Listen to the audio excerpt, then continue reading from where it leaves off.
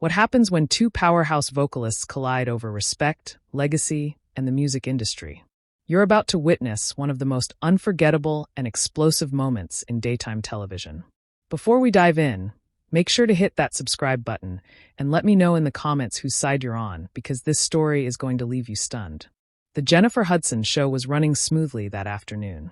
The audience buzzed with anticipation, waiting for a true icon, Chaka Khan, the queen of funk herself.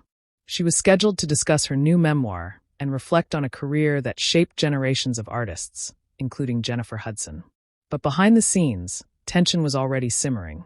Sources later revealed that Chaka had laid out clear boundaries. She wanted the interview to center on her book and upcoming tour, avoiding personal topics she felt had been picked apart in countless past interviews. The production team promised her wishes would be respected. Jennifer stepped onto the stage in a stunning emerald dress, her trademark smile lighting up the room. The audience erupted as she welcomed them, clearly thrilled to be interviewing one of her biggest inspirations. Ladies and gentlemen, please give it up for the incomparable, the legendary, the queen of funk, Chaka Khan. The crowd rose to their feet as Chaka entered in an elegant black outfit with sparkling jewelry. She moved with the confidence of someone who had owned the stage for more than 5 decades.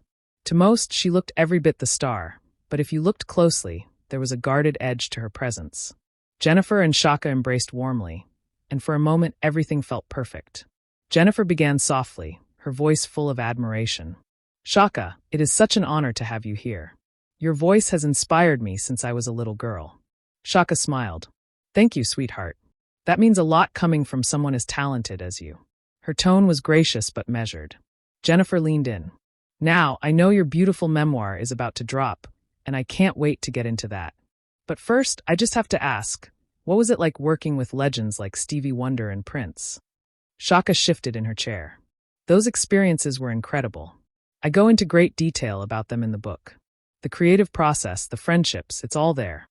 Jennifer nodded enthusiastically. "That's fantastic.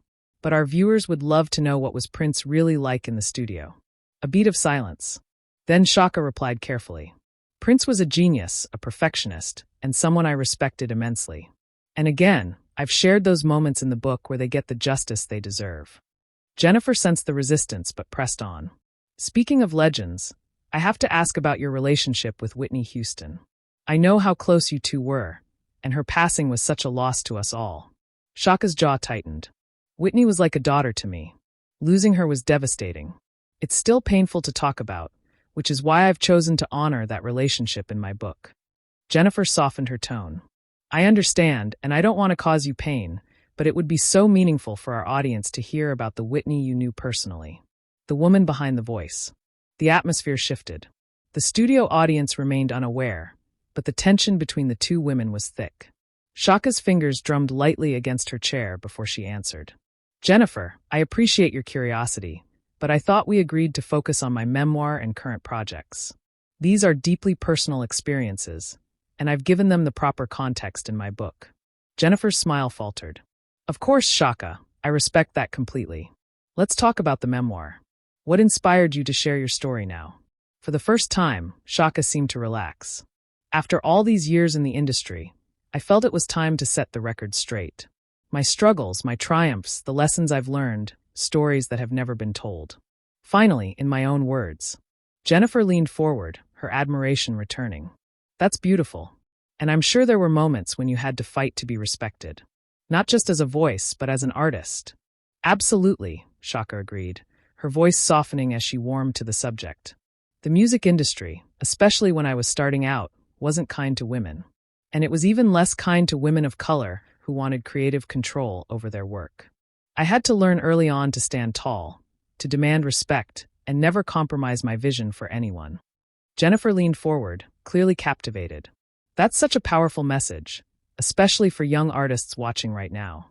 Can you tell us about a specific moment when you had to take that stand?" Chaka paused, choosing her words with precision. "There were many moments, Jennifer, but one that stays with me was early in my solo career.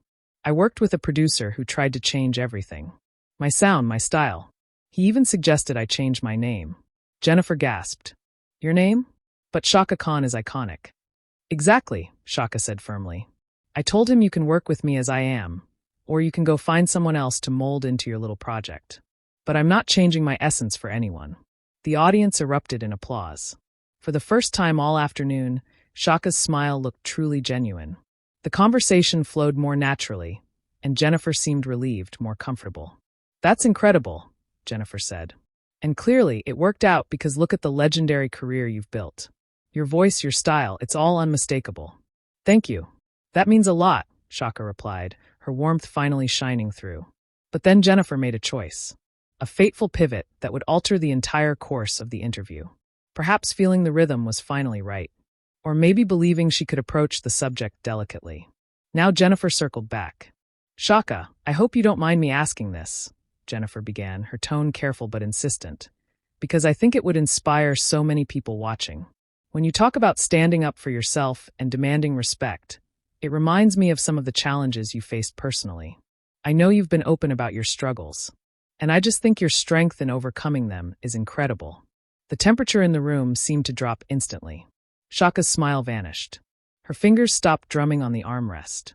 She turned her head slowly toward Jennifer, her eyes cold and piercing. "Excuse me," Chaka said, her voice dangerously quiet. Jennifer, not fully grasping the shift, pressed on.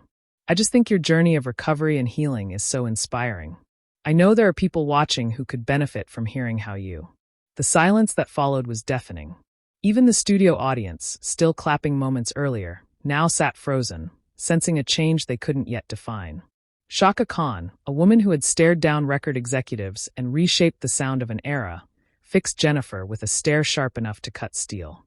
"Jennifer," she said at last, her tone low, but heavy with decades of battle against intrusive questions.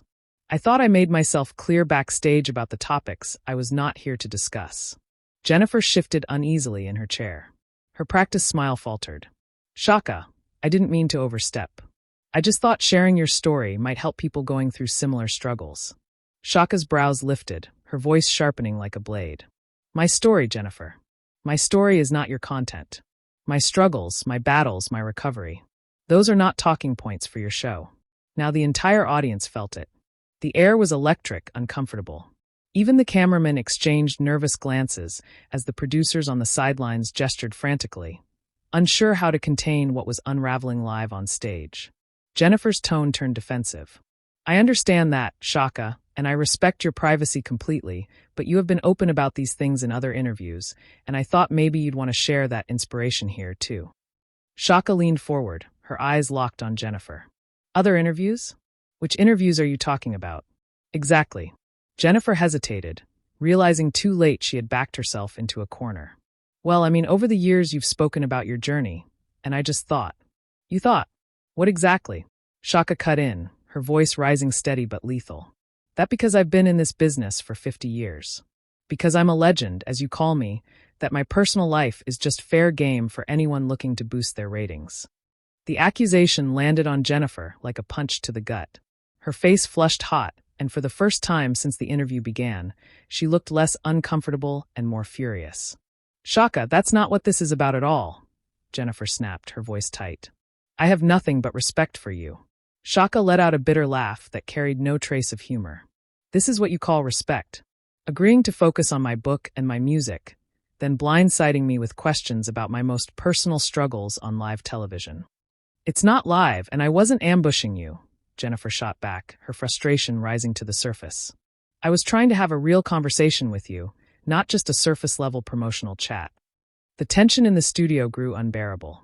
Audience members shifted in their seats, whispering nervously, unsure if they were witnessing an interview or a collision.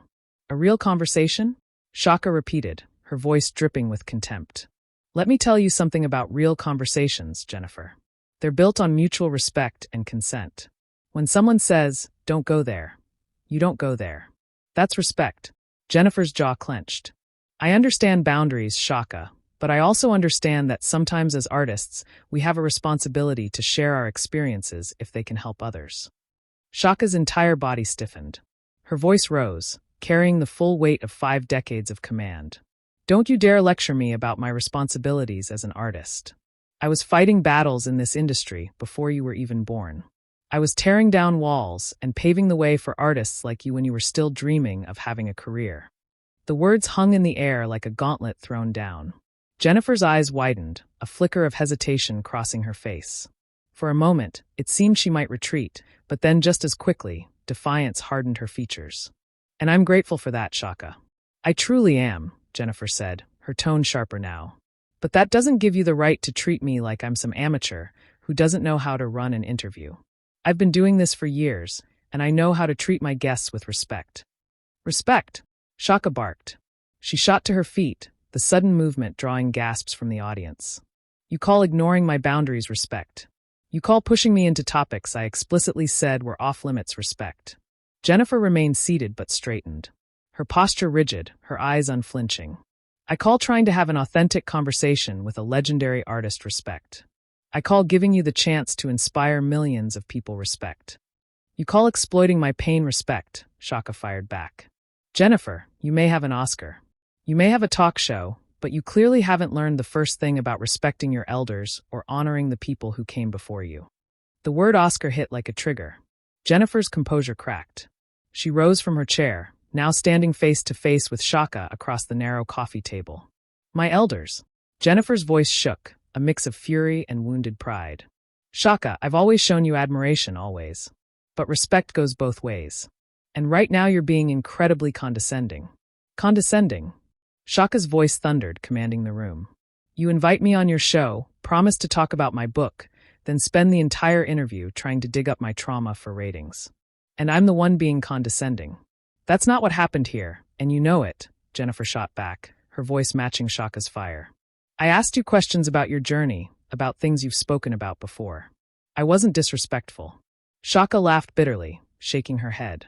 Jennifer, you wouldn't know a respectful question if it bit you on your Oscar-winning behind. You want to talk about my struggles? Fine, let's talk about them. Let's talk about how young artists today think their success gives them license to disrespect legends. The audience sat in stunned silence, locked in the spectacle. Producers on the sidelines waved frantically, torn between cutting to commercial and letting the fireworks continue. Jennifer's cheeks flushed with anger. Her voice trembled, not from fear, but from sheer intensity. I have never disrespected you, Chaka. Not once. Not in this interview. Not in my career. Everything I've said comes from a place of admiration. Then you and I have very different definitions of respect, Chaka shot back coldly. Because where I come from, when someone tells you not to cross a line, you don't cross it. You don't push and you don't prod their pain out for content. Jennifer's eyes glistened, her voice cracking just slightly. I wasn't wringing anything out. I was giving you a chance to help people. Your story of fighting through addiction, of rebuilding your life. That could save someone watching right now. The word addiction landed like a grenade. Chaka froze. Her entire body stiffened.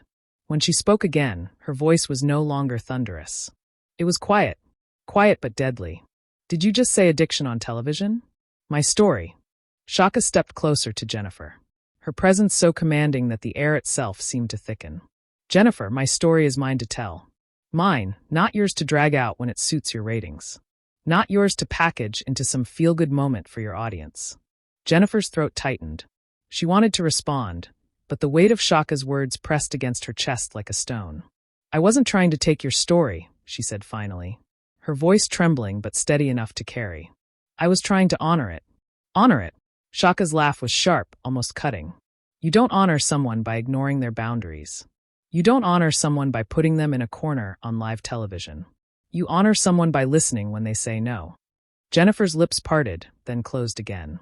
For the first time, she looked small next to Chaka, her usual poise faltering under the sheer force of the legend standing across from her. The audience sat frozen, no longer shifting or whispering. It felt like the entire room was holding its breath. Chaka's eyes narrowed, her voice dropping low, almost intimate, but the kind of intimacy that burned. Do you know how many times people have tried to use me, Jennifer? How many times they've taken my pain, my struggles, my mistakes, and turned them into headlines, gossip, profit? She shook her head slowly. I came on this show thinking maybe, just maybe you'd be different. But here we are. Jennifer swallowed hard, her eyes glistening now. I am different, Chaka. I swear to you I am. I didn't want to exploit you. You just didn't think the rules applied to you, Chaka snapped, cutting her off. You thought because you've got an Oscar, because you've got your name on a show, you could bend me to your script. But I've lived too long, fought too hard to let anyone decide when and how I share my truth. The silence that followed was crushing. Jennifer's producer had stopped signaling. The crew stood motionless. The cameras kept rolling. Finally, Jennifer whispered, barely audible. "Then what do you want me to do right now?" Chaka didn't hesitate. Her gaze was unyielding. Her voice like steel. "You stop talking. You listen, and you learn the difference between respect and exploitation. Because if you can't do that, Jennifer, you don't deserve this chair." The words landed like a hammer blow. Jennifer's knees buckled slightly, but she steadied herself on the arm of her chair, eyes locked on Chaka's with a mixture of fear, shame, and something else. Defiance that hadn't fully died yet. The audience knew they were watching a moment that would live far beyond the studio walls. Her presence now completely dominated the space between them. "Let me tell you something about my story, Jennifer," Chaka said, her voice low but resonant. "My story is mine to tell. When I want to tell it, how I want to tell it, and to whom I want to tell it. It is not yours to extract for content." The power dynamic in the room had flipped entirely. Jennifer, the host of her own show, now looked small and uncertain under the force of Chaka's righteous anger. Audience members shifted uneasily, whispering among themselves as if they weren't sure they should even be watching. "I understand that now," Jennifer whispered, her voice trembling. "I see that I overstepped, and I'm genuinely sorry." "You're sorry now?" Chaka's tone was unyielding.